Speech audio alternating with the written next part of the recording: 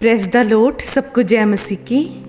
आइए आज हम परमेश्वर का धन्यवाद करते हैं कि परमेश्वर ने मुझे उत्पत्ति के 60 अध्याय में मैं पहुंची हूँ। तो वहाँ से हम क्या सीखते हैं, जब मैं उसको पढ़ रही थी, कि जो अब्राहम की पत्नी सारा होती है, जब उसके एक फैसले के द्वारा क्या होता है, हाजिरा का जीवन बहुत दुख में चला जाता है। कैसे, हम शुरू से जब देखते हैं वहाँ पर जब अब्राहम की पत्नी सारा की कोई संतान नहीं होती, उसके पास क्या होता है, उसके पास एक हाजिरा नाम की मिस्री दासी होती है। सारा ने उसे देखकर अब्राहम से कहा, अपने पति से कहा कि यहोवा ने तो मेरी कोख बंद कर रखी है, इसलिए मैं तुझसे प्रार्थना करती हूँ, मैं तुझसे विनती करती हूँ। अपने पति से सारा कह रही है कि तू मेरी दासी जो ये मेरे पास है, जो हाजिरा है, इसके पास जा, कि संभव है कि ये मेरा घर उसके द्वारा बस जाए। इसका मतलब कि हमारा जो वंश है वो इसके द्वारा उत्पन्न हो जाए। तो सारा क्या कर रही है, अब्राहम से विनती कर रही है, अब्राहम से कहते हैं ना कि किसी को मना रही है, अब्राहम को इस बात के लिए क्या कर रही है, मना रही है कि ये मान जाए। लेकिन अब्राहम क्या करता है, अब्राहम सारा की बात को मान जाता है। हम यहाँ पर क्या देखते हैं कि जब अब्राहम को कनान देश में रहते हुए 10 साल बीत चुके हैं, और प्रभु ने बार बार पीछे से, हम जितने भी अध्यायों में हमने अभी तक वर्णन किया, परमेश्वर ने हर बार अब्राहम को क्या कहा कि अब्राहम, मैंने जो तेरे लिए बहुत बड़ा प्रतिफल रखा है, मैं तुझे जाति जाति का पिता बनाऊंगा, मैं तुझे तेरे वंश का, तेरा जो निज पुत्र होगा वो तेरे वंश का, तेरा उत्तरदायित्व संभालेगा। सब कुछ परमेश्वर उससे वायदा करता आ रहा है। जहां जहां उसका मन निर्वस हो रहा है, वो उदास हो रहा है, वहां वहां प्रभु उसको वायदा कह रहा है कि मैं तेरे ढाल हूं, मैं तेरा बड़ा प्रतिफल हूं। लेकिन अब्राहम और सारा के इस गलत निर्णय के द्वारा क्या हो जाता है कि उन्होंने क्या किया, सारा ने जब इस बात को अब्राहम से कहा, तो अब्राहम को चाहिए था कि वो सबसे पहले परमेश्वर से इस बात की आज्ञा ले। क्योंकि हम देखते हैं कि अब्राहम अपने जीवन में कोई भी ऐसा कार्य नहीं करता था कि वो बिना पूछे परमेश्वर से, लेकिन जिस भी कार्य को उसने बिना पूछे किया, जैसे वो कनान से मिस्र देश में गया, जब वहां पर अकाल पड़ा हुआ था, तो कैसे उसने अपने मन मर्जी से, जब वहां पर गया, मन से उसने अपने मन से जो कार्य किए, वहां पर उसने झूठ बोला। और वही काम ये आज यहाँ पर कर रहा है। जो कार्य हम अपनी सोच समझ से करते हैं, उसमें हम जो निर्णय हम अपनी बुद्धि से लेते हैं, सच में हम उनमें एक बहुत जगह फंस जाते हैं। हमारे निर्णय लिए हुए, हमारी योजनाएं बनाई हुई, हमें बाद में उस योजना में पछताना भी पड़ता है। वो बाद में हमारे विरोध में भी खड़े हो सकते हैं, वो बाद में हमारे लिए नुकसानदायक भी बन सकता है। हमें इस बात का ध्यान रखना चाहिए कि जब हम परमेश्वर में, हम प्रभु के ही बात से हम अपने जीवन को चलाते हैं, तो हमें अपनी बुद्धि का इस्तेमाल नहीं करना, हर बात पर परमेश्वर पर निर्भर रहना। और जब हम हर बात पर परमेश्वर पर निर्भर रहते हैं, तो शैतान हमेशा हमारे मन में अगुवाई देखता है, हमारे मन को वो देखता रहता है, जांचता रहता है कि किस क्षेत्र में हम कमजोर हैं और क्या हम कर सकते हैं। तो हमें अपने मन में भी कोई बुरी बात नहीं सोचनी। लेकिन सारा और अब्राहम ने इस गलत फैसले के द्वारा, इस फैसले को ना केवल सारा ने अपने मुंह से किया, ना केवल उसने अब्राहम से कहा, बल्कि उस फैसले को अंजाम भी दे दिया। उसने क्या किया, अपने ही पति को, प्रभु के वायदे को भूलकर उसने अपने पति को क्या कर दिया, सारा हाजिरा के हाथ में दे दिया, हाजिरा को दे दिया कि यदि मेरे द्वारा वंश नहीं हो पा रहा है, तो हाजिरा के द्वारा जरूर मेरा वंश चलेगा।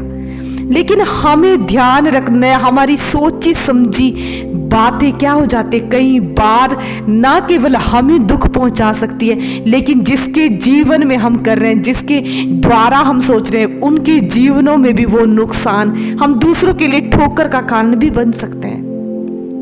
हम यदि निर्णय ले तो हम खुद के बारे में भी सोचें और दूसरों के बारे में भी सोचें, कहीं ऐसा ना हो हमारे इस कार्य के द्वारा कहीं हमें भी आगे जाके ठोकर लगे और दूसरों को भी इसके द्वारा ठोकर लगे। तो हमें हमेशा परमेश्वर की योजना पर चलना है। प्रभु की आवाज सुनकर जब प्रभु के साथ हमारा संबंध होता है ना, तो प्रभु हमेशा हमें गाइड करेगा, हमें बताएगा नहीं ये गलत है और नहीं ये सही है। लेकिन अब्राहम को इतना मौका दिया ही नहीं सारा ने। अब्राहम को देखते हैं, जब उसने अपने कानों को सारा को दिए और अपने कानों को परमेश्वर को नहीं दिया, तो उसने गलत निर्णय ले लिया। हमें अपने कानों को दुनियादारी को नहीं देने, संसार को नहीं देने, लेकिन किसको देने? परमेश्वर को देने, क्योंकि हमारे साथ जो चल रहा है वो भी हमें गिरा सकता है। आदम को हव्वा के ही द्वारा गिराया गया है। तो हमें ध्यान रखना है कि परमेश्वर के पवित्र आत्मा से बढ़कर हमारा कोई सहायक नहीं हो सकता, कोई भी नहीं, दुनिया में कोई भी नहीं। यदि ऐसा होता तो जो सहायक प्रभु ने बनाया, प्रभु ने आदम को दिया था, तो वो सहायक कैसा होता? बेस्ट होता। लेकिन परमेश्वर ने देख लिया कि एक जो मैं किसी के साथ किसी को रखता हूं, तो वो क्या है? अच्छा नहीं है। मनुष्य पर परमेश्वर इसीलिए कहता है मनुष्य पर भरोसा मत रखो, क्योंकि प्रभु ने भी मनुष्य पर भरोसा रखकर परमेश्वर भी पछताया है। इसलिए परमेश्वर क्या कहता है इस अध्याय में? परमेश्वर ने अब्राहम और सारा के निर्णय क्या हो जाता है? वो अपने जो उन्होंने निर्णय लिया, जो उन्होंने फैसला किया कि हम ऐसा करेंगे, और उन्होंने उसको अंजाम दे दिया।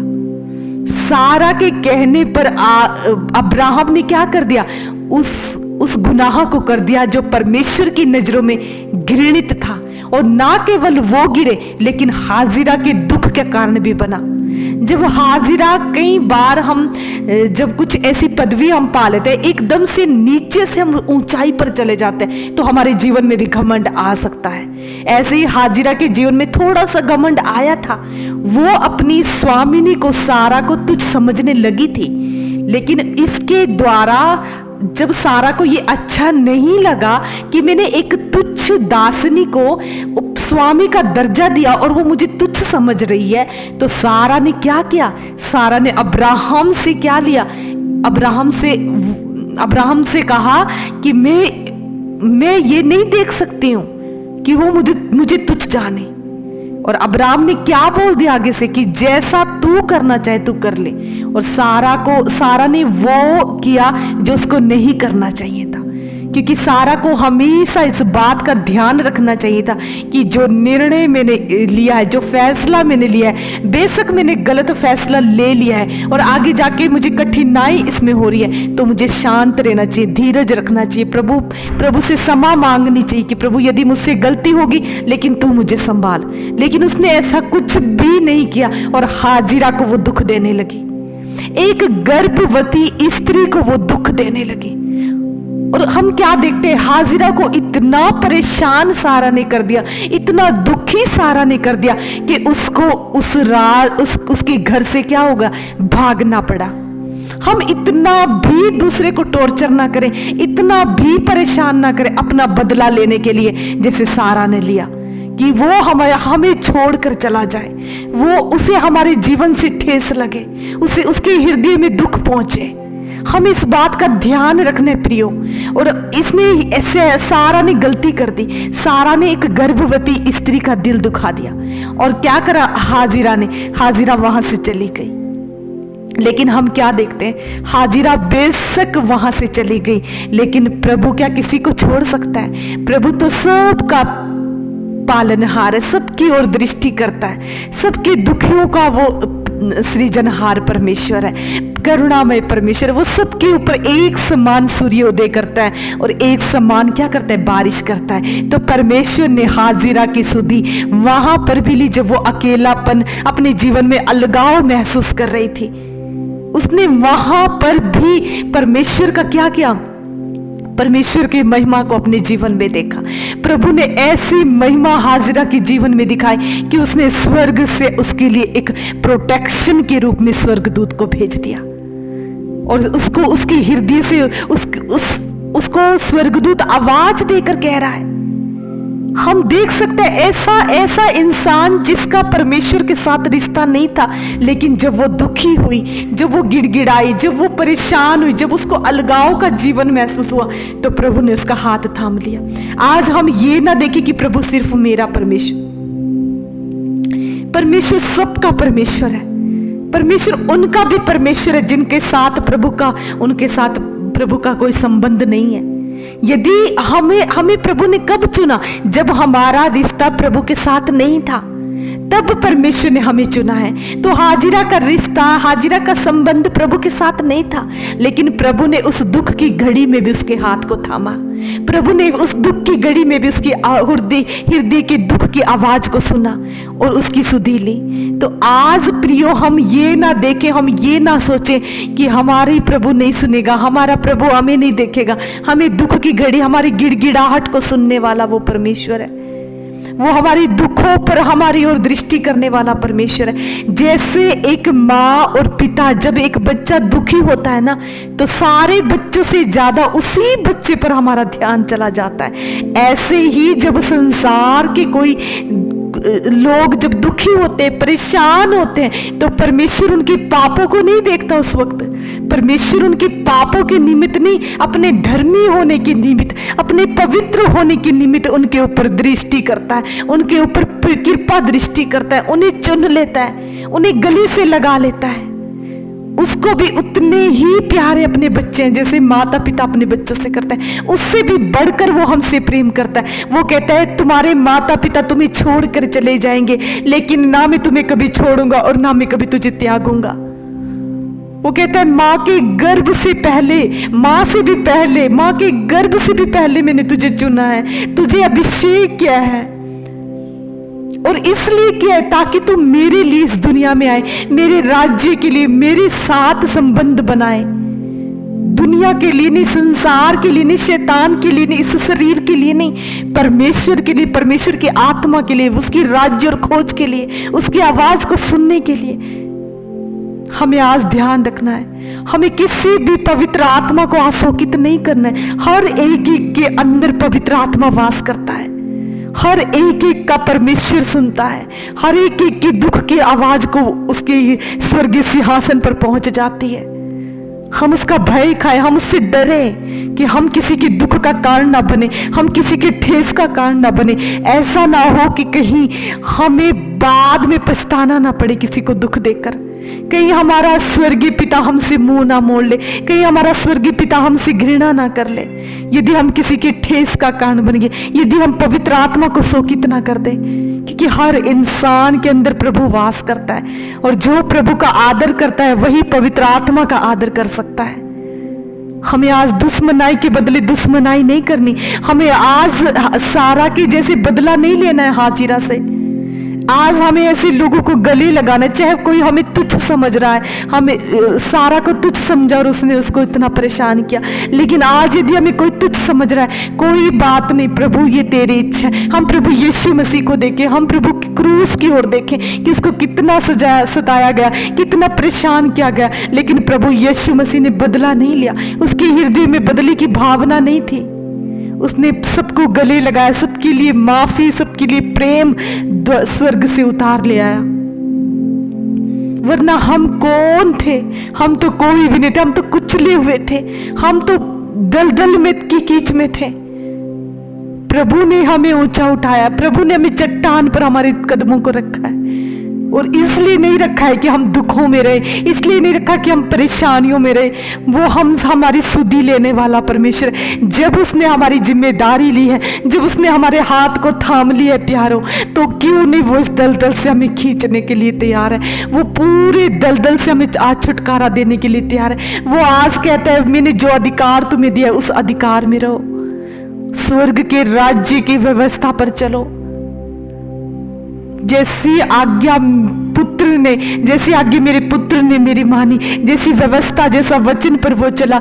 परमेश्वर हर किसी से आज कह रहा है कि तुम भी मेरे वचन पर चलो, तुम भी मेरे साथ संबंध बनाओ, तुम भी मेरी आवाज को सुनो, ताकि ना तुम दूसरों को दुख देने का कारण ना बनो, लेकिन दुश्मनों से प्रेम, बुराई करने वालों से प्रेम, सताने वालों के लिए प्रार्थना, हर चीज तुम्हारे हृदय से, तुम्हारे अंग अंग से परमेश्वर की दुआएं निकलती रहे। क्योंकि ये शरीर मंदिर है प्रभु का, इसमें से सिर्फ दुआएं निकले, बद्दुआएं ना निकले। किसी का दिल ना दुखे, लेकिन खुशियां बांटने वाले हों। बेशक अपने आप कांटों पर चल रहे हैं, बस ये हमें अपने प्रभु से रखना है कि प्रभु हमारे पांव चाहे बेशक कांटों पर हम चल रहे हैं, हमारे हाथों से, हमारे मुंह से, हमारे हर चीज से प्रभु लोगों के लिए सिर्फ फूल ही फूल बरसें, दुआएं बरसे, ताकि उनको शैतान के द्वारा छुड़ाया जाए, ताकि कोई भी ऐसा कार्य हमारे जीवन में ना हो जो हम लोगों के जीवन में, प्रभु के दासी के जीवन में अपने देखते हैं। आज हमें खुद को जांचने की जरूरत है। हर अध्याय हमें अपने आप का आईना दिखा रहा है कि हम कहाँ पर हैं, हम कैसी हालात में, कैसा संबंध हमारा प्रभु के साथ है, कैसा हम बदलाव की भावना हमारे अंदर तो नहीं, कैसे हम लोगों को तुच्छ तो नहीं मान रहे हैं। क्या पता हम अपनी निर्णय खुद तो नहीं ले रहे हैं, हम अपने फैसले खुद तो नहीं ले रहे। हमें आज खुद को जांचने की आवश्यकता है प्रियो। हमें जांचना है खुद को, हमें देखना है खुद को। वो आईना है, उसका वचन आईना है, उसका वचन तलवार है, उसका वचन दो धारी तलवार से भी चोखा है, जो हमारे हृदय के पापों को काटता है, हमारे अंधकार को मिटाता है। वो ज्योति है जो अंधकार में चमकती है, जो हमें गंदगी से आजाद करते हैं, जो हमें सही मार्ग पर हमें चलाता है, जो अंधकार में भटकने नहीं देती। वो ज्योति है परमेश्वर, जो उसमें हमारे पांव के लिए दीपक और मार्ग के लिए उजाला है, जो हमें भटकने नहीं देता, जो हमें डगमगाने नहीं देता। आज हम अपने आप को चेक करें। प्रभु हर अध्याय से हमें अद्भुत सिखा रहा है, अद्भुत महिमा उसकी प्रकट हो रही है, अद्भुत प्रकाशन उसके प्रकट हो रहे हैं। उसके लिए धन्यवाद करते हैं प्रभु, आपका धन्यवाद हो। इस अध्याय से जो भी परमेश्वर हमने सीखा, हमारे जीवन प्रभु यीशु आपके समान हो जाए, प्रभु स्वरूप हो जाए। हम आपके वचन पर चलने वाले हो सके, आपके पद चिन्हों पर चलने वाले हो सके। खुदा, हम अंधकार को, शैतान की चीजों को नाश करते हुए और आपकी आज्ञाओं पर चलने वाले हो सके। प्रभु जी, हम इस वचन पर आपकी पवित्र आत्मा की सामर्थ की आशीष को मांगते हैं। जो भी इस वचन को सुने खुदा, तेरे नाम के बड़े बड़े छुटकारे उसके जीवन से हो, अद्भुत काम हो पिता परमेश्वर, अद्भुत चंगाइयां, अद्भुत छुटकारे हो। पाप प्रभु यीशु लोगों के हृदयों से गिर जाए। तूने कहा तेरी वाणी हिरनियों के गर्भपात कर देती है। ऐसे हमारे अंदर से पाप प्रभु गिर जाए, अंधकार छूट जाए, अंधकार बेड़िया टूट जाए, बंधन टूट जाए यीशु के नाम से, और हम आजाद हो जाएं। हम ऐसे जीवन को जैसा प्रभु हमसे चाहता है, और हम उसकी ट्रैक से ना हटे, न डगमगाए, न फिसले। प्रभु, हमें इस वचन के द्वारा बहुत आयत से आशीष दे। प्रभु, आप सबको आशीष दे। सबको जय मसीह की। Praise the Lord.